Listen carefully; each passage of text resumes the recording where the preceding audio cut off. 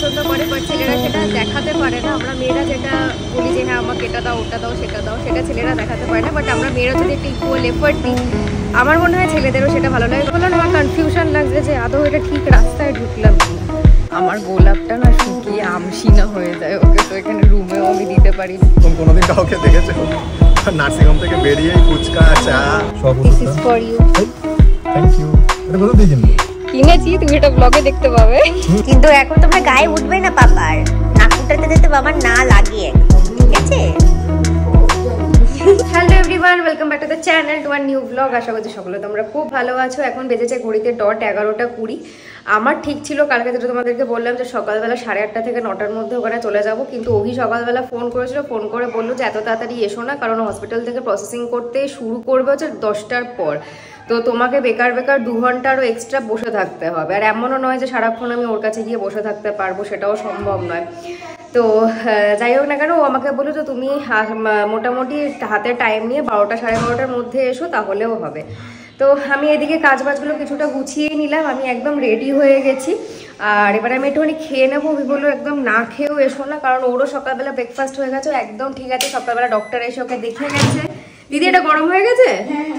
আচ্ছা, সকালবেলা ডক্টর এসে ওকে দেখেও গেছে, একদম ঠিক আছে। নাকের ব্যান্ডেজটা নাকি খুলে দিয়েছে ও বললো। আর সকালবেলা খুব ফ্রেশ লাগছিল ওর গলাটা।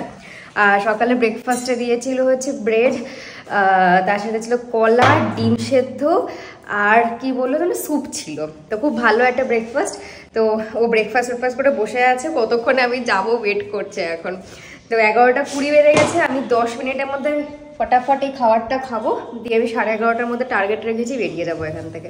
আর 7টা নাগাদ একবার ঘুম ভেঙেছিল, তখনই ভাবলাম যে আমি আরেকটুখানি গড়িয়ে নিই, মোটামুটি 7:30 পৌনে 8টার দিকে উঠে যাবো। বাবা যখন সেকেন্ড টাইম চোখ মেললাম দেখলাম 9টা বাজে। তখনই অভি ফোন করলো যে সব কিছু ব্রেকফাস্ট ওর হয়ে গেছে, কি করছে কি না করছে, ডক্টর এসে কি বললো। তো শুনে অনেকটা নিশ্চিন্ত হলাম। আমি এখন ধীরে সুস্থে খেয়ে দিয়ে বেরোচ্ছি।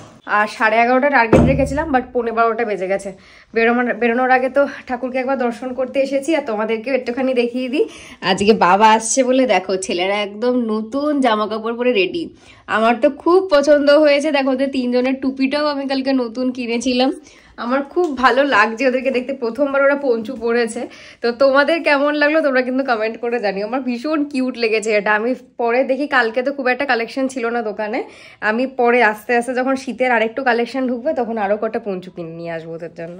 জি আজকে বাবা আসছে, হুররে হুররে, খুব মজা খুব মজা।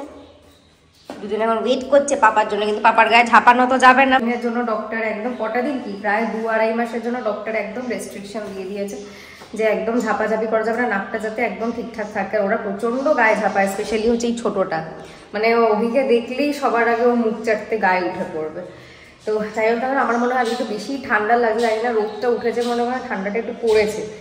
দেখি বাইরে বেরোয় কেমন কি টেম্পারেচার। আমি ভেতরে সোয়েট শার্ট, বাইরে জ্যাকেট সব কিছু পরে ফেলেছি। চলো এবার বেরোনো যাক। দিদি একটু চলো নিচে, তুমি গেটটা লাগিয়ে দেবে। হ্যাঁ চলো। আমি এদিকে বেরিয়ে গেছি। কালকে যতটা মুখে টেনশন নিয়ে বেরিয়েছিলাম, মনে ভয় নিয়ে বেরিয়েছিলাম, আজকে ততটাই রিল্যাক্স মুডে আর খুব মজায় বেরিয়েছি যে আজকে ফিরবো যখন দুজনে একসাথে ফিরবো। তো চলো, আমি যাওয়ার সময় একটা অটোতে যাচ্ছি, ফেরার সময় একটা উবের করে নেবো। আমি নেমে গেছি তারাতলাতে, আর এখান থেকে রবীন্দ্র সরোবরের অটো ধরবো, রবীন্দ্র সরোবর মেট্রো। তো এখানে না একটা গোলাপের দোকান বসে, আমি দেখেছিলাম যেখান থেকে অটোটা ধরবো ওইখানেই। তো দেখি যদি বসে তাহলে অভির জন্য একটা রেড রোজ নিয়ে যাবো, তাহলে আই থিঙ্ক ওটাও ভালো লাগবে। আজকে ও বেরোচ্ছে হসপিটাল থেকে। চলো দেখি যাওয়া যাক, দোকানটা বসেছে নাকি দেখি। দোকান খুলছে, দেখো আমি এলাম আর দোকান খুলছে। এই যে কত লাল গোলাপের ঝুড়ি খুলেছে, একটা সুন্দর দেখে দাও তো। এটা ভালো হবে না, এইটা দাও, এইটা দাও। ঝরে যাবে, ঝরে যাবে, তাহলে এইটা দাও, এটা বেশ টাটকা আছে। কাঁটাটা কেটে দিও, হ্যাঁ এটা ভালো হবে। টাটকা গোলাপ। এই যে এটা নিয়ে নিলাম একটা অভির জন্য।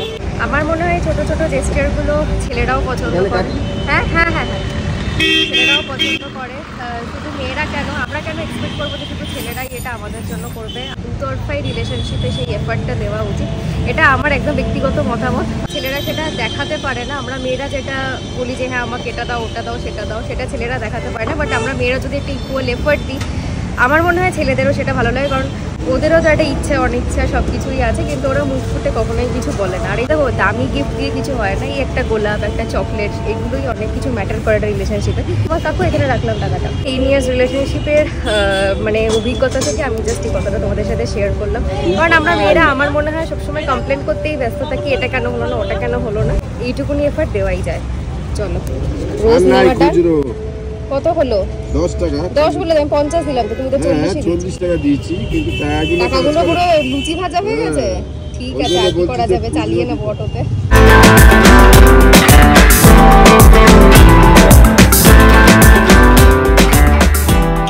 আমি নেমে গেছি এখানে, এবার ঠিকঠাক গলিতে নামলাম নাকি এটাই আমার কাছে একটা বিশাল বড় প্রশ্ন লাগছে, কারণ কালকে যেহেতু গাড়িতে করে এসেছি আর গলিটা আমি এক্স্যাক্টলি কালকে দেখে রাখিনি। তো হাঁটতে তো থাকছি, দেখি কাউকে সামনে দেখতে পেলে জিজ্ঞেস করে নেবো যে নার্সিংহোমটা এই গলিতেই কিনা। যদি হয় তো ঠিক আছে, নয়তো দেখতে হবে। দেখলে ভাগ্যিস জিজ্ঞেস করলাম, আমি ভুল গলিতে ঢুকে পড়েছি। তো এখানে একজন বললো এর পরের গলিটা দিয়ে গেলে সুবিধা হবে। তো যাচ্ছি এখন এই নেক্সট গলিটা দিয়ে, একদম সোজা গেলেই দেবদূত নার্সিংহোম। মানে ঢুকেই সন্দেহ হয়েছিল, কারণ কালকে যখন ঢুকেছিলাম রাস্তাটায় এতটা মোটা রাস্তা ছিল না, সরু রাস্তা ছিল। ওই জন্যই আমি তোমাদেরকে বললাম আমার কনফিউশন লাগছে যে আদৌ এটা ঠিক রাস্তায় ঢুকলাম কিনা। তো যাই হোক, এখনো অবধি তো আমি পরের গলিটাই পেলাম না খুঁজে। দেখি আরেকজনকে জিজ্ঞাসা করি। যে ইনফরমেশনটা দিয়েছিল যে একটা গলি পরে আবার ডান দিকে নিতে হতো, তো এখানে একজন বললো দুটো গলি পার করে গেলে একদম সোজা রাস্তাটাই হচ্ছে দেবদূত। এখন দুটো রাস্তা পার করছি, দাঁড়াও দেখি কতটা কখন গিয়ে পৌঁছাই। এই যে ফাইনালি উকি মারছে দেবদূত সেবায়ন, পেয়েছি এক ক্লাস। খেতে বসেছে, এখানে একটা সাইন করতে হবে। দেখি নাকটা দেখি, বাহ একদম পারফেক্ট। এন্ডটা এখনো একটু অন্যরকম আছে, তো ওটা তো থাকবে, অপারেশন সবে কালকে হয়েছে। হ্যাঁ আস্তে আস্তে হিল হবে, একদম হিল হয়ে যাবে। এটা এখনো কুচকানো আছে, ঠিক হয়ে যাবে ওটা একদম। এখন বেজে গেছে 2:30 মতন, আর অভিকে ছাড়তে ছাড়তে মোটামুটি বিকেল 5:30 6টা হবে, মানে 5টা থেকে প্রসেসিং শুরু করবে। আমি যেটা মানে এখানে এসে জানতে পারলাম যে কালকে যেহেতু 5টার সময় ওটি থেকে বেরিয়েছে, তো 24 ঘন্টা না হলে এখান থেকে প্রসেসিং করা যাবে না। তো যাই হোক না কেন, অভি লাঞ্চ করে এখন একটু রেস্ট নিচ্ছে। আমি ওকে বললাম যে তুমি রেস্ট নাও, আমি থাকলেই ও কথা বলবে। যত এখন রেস্ট নেবে না তত জায়গাটা হিল হবে। তো এখন অ্যান্টিবায়োটিক চলছে, সেটাও কাজ দেবে শরীরে। তো আমার না বসে বসে ঘুম পেয়ে যাচ্ছে, এতক্ষণ ধরে বসেছিলাম। তো দেখি পেছনে একটা চায়ের দোকান রয়েছে আর চিপস কোল্ড ড্রিঙ্কসেরও দোকান রয়েছে, একটু খিদে পেয়ে যাবে জানি আমি একটু পরেই। তো দুটো চিপস কিনে নেবো, যদি খিদে পায় তাহলে খেয়ে নিতে পারবো। এখানে না হসপিটালে বসে থাকা ছাড়া কোনো কাজ নেই, আর বসে বসে কী ব্লগ করবো, কতক্ষণ বা বাইরে থাকবো। সেই জন্য যতটুকুনি পারবো তোমাদের সাথে শেয়ার করবো। আর এমনি প্রেমিসেসের ভেতরে খুব একটা আমি ব্লগ করছিও না, কারণ সব জায়গার একটা রুলস অ্যান্ড রেগুলেশনস তো থাকে। তো যাই হোক, অভিকে যখন নিয়ে বেরোবো কি যাই হোক না কেন, তখন তোমাদের সাথে সব কিছু শেয়ার করবো। না কত পায়রা, কি সুন্দর সুন্দর কালারের পায়রাগুলো।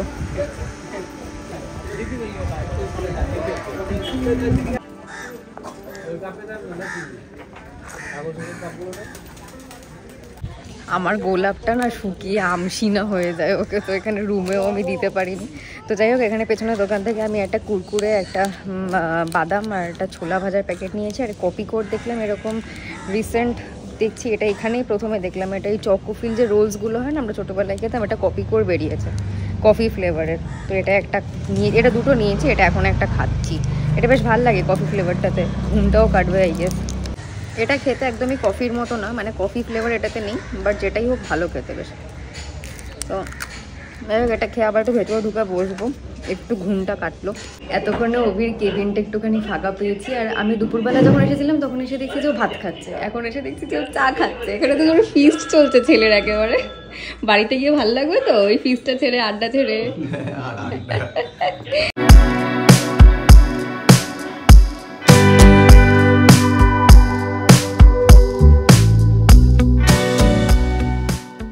ঘড়িতে এখন 8:05, আর আমি কখন এসেছিলাম সেটা তোমরা খুব ভালো করেই জানো।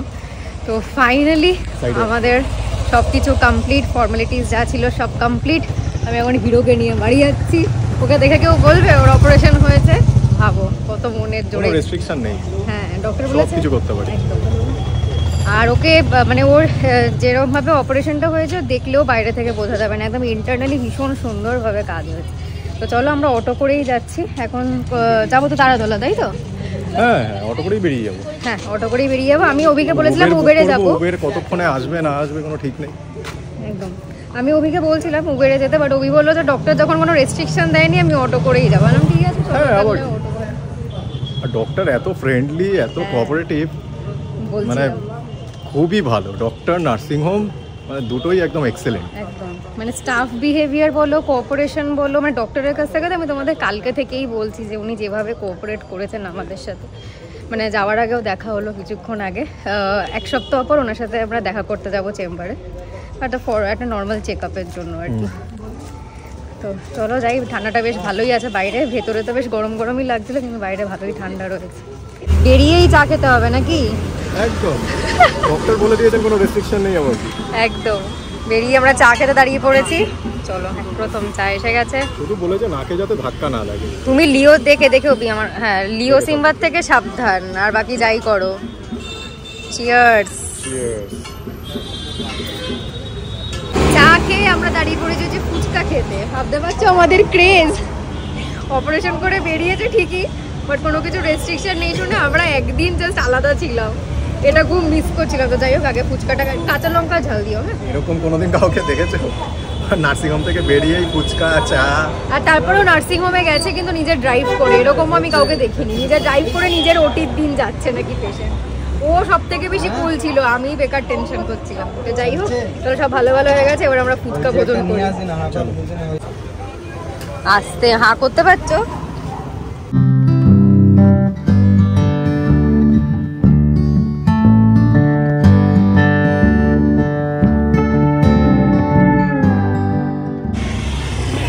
এখানে মা গান করতে এসেছিল, এখানেই দেখা হয়ে গেছে।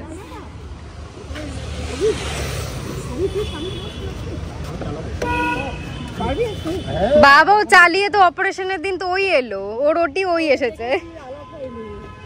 আলাপ করিয়ে দাও একটু, বাকিটা বলতে হবে না। চলো, মা এখন গান করে বেরোলো। কেমন হলো গান? পায়ের কি খবর? ও আচ্ছা, আমি মাঝখানে ঢুকবো। আমরা বাড়িতে ঢোকার আগে ফার্মেসি থেকে ওষুধটা একবারে কিনে নিয়েই ঢুকবো।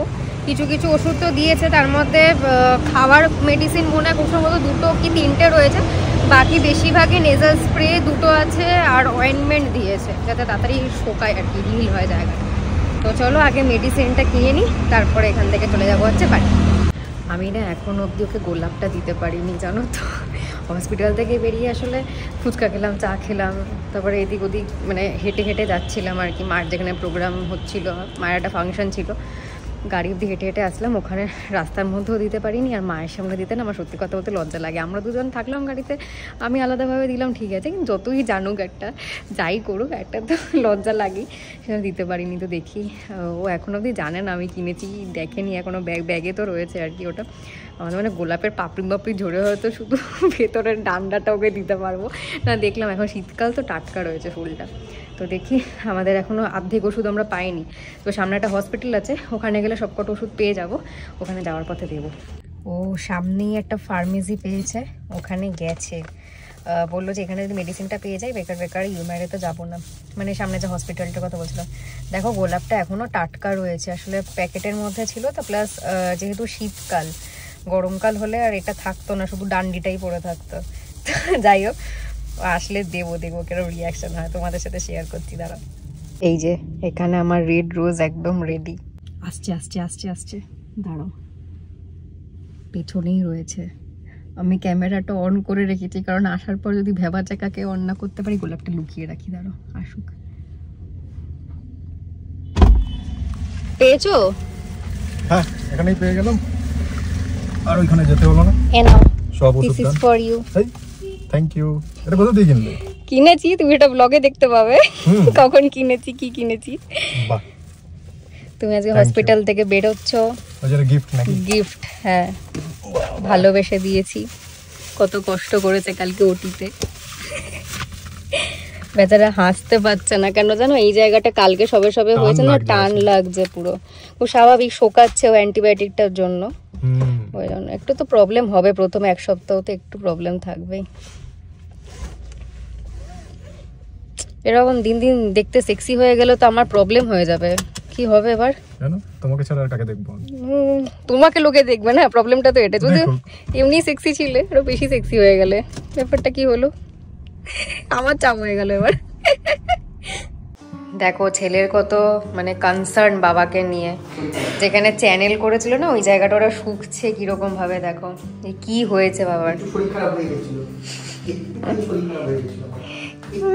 কিন্তু এখন তোমরা গায়ে উঠবে না পাপার, নাকুটাতে যাতে বাবার না লাগে একদম, ঠিক আছে? দেখো দেখো লিও বারবার জিজ্ঞেস করছে যে ওই জায়গাটা ওই দেখো চেটে দিয়ে আদর করে দিচ্ছে তোমায়, যে কি হয়েছে ওই জায়গাটা। ওইবার সিম্বার পালা, ও মা আবার ও চেটে দিচ্ছে। দেখো আবার ও কিন্তু তুলোটাকে টেনে টেনে নাম বার করে দেবে। দুজনে মিলে উঠেছে। একটু শরীর খারাপ হয়ে গেছিল আমার, মুখটা এখন দিতে পারবো না। চার দেবে, দেওয়া যাবে না। ঠিক আছে থুতনিটা দিয়ে দাও সেটা। না না ভাই চাপ দিয়ে দে, হট করে ঝাপাবে। এই দেখো দেখো চেটে দিচ্ছে চেটে দিচ্ছে। ও কিন্তু নিয়ে নেবে তুলোটা, ওই ধান্দাতেও আছে। এখানে অভির জন্য দেখো দিদি কত সুন্দর ভাবে রান্না করেছে, আমি সাজিয়ে দিয়েছি। ভাত, আলু ভাজা, এখানে ডাল রয়েছে, ডিমের ঝোল, মাছের ঝোল, পটলের তরকারি, আর এটা সয়াবিনের তরকারি। দিদি ভালোবেসে ভাইয়ের জন্য রান্না করেছে। দিদিছু ভাইয়ের কি হয়েছিল? এই দিদিকে একটা ক্যালপল দিয়ে দাও না, দিদি একটু মাথাটা যন্ত্রণা করছে, মাথাটা ধরেছে। হ্যাঁ এটা আর মাথাটা একটু ধরেছে। আরে কি বলবো, আমি রোজ গিজার চালিয়ে দিয়ে দিদি ঠান্ডা জলে স্নান করে, একদিনও গরম জলে করে। দিদি তো হাওয়া বদল হয়েছে, দিদি থাকে অন্য জায়গায়, সেখানে এখানে এসে যেটা জল পরিবর্তন হলো না। আমিও ছোটবেলা থেকে ঠান্ডা জলে স্নান করি, এখানেই আমি গরম জলে স্নান করি। সে তো ঠিক আছে, কিন্তু তাও আমার মনে হয় জায়গা সবথেকে ভালো।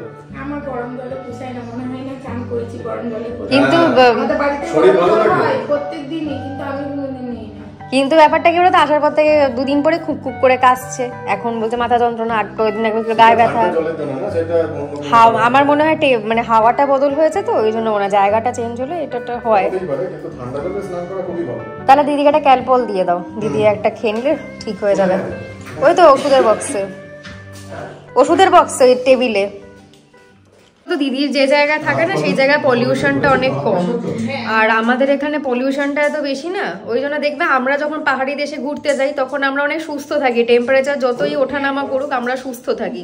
কিন্তু এইখানে যারা পাহাড়ি দেশ থেকে এখানে আসে তারা দেখবে চট করে অসুস্থ হয়ে যায়। ও আচ্ছা দাঁড়াও, তোমাদেরকে একটা জিনিস দেখে। কি বলতো দিদি? হ্যাঁ আমার সাথে সন্ধ্যাবেলা কথা হয়েছে, ভাইয়ের যখন হসপিটাল থেকে ডিসচার্জ হতো তারপরে করেছিল। এ দেখো ঠামু কেরালায় ঘুরতে গেছিল না, এই দুটো এখানে ফ্রিজ ম্যাগনেট এনেছে, এটা একটা এটা একটা। আমার বেশ দুটোই খুব সুন্দর লেগেছে, খুব পছন্দ হয়েছে। মানে আমরা ফার্স্ট এরকম ফ্রিজ ম্যাগনেট লাগালাম, আগে অনেক লাগানো থাকতো বাট এই ফ্রিজটা কিছু ছিল না, এটা ফার্স্ট এই দুটো ম্যাগনেট লাগানো হয়েছে। কার সাথে কথা বলছি? এটা ব্লগে নিচ্ছি, ইউটিউব দেখো।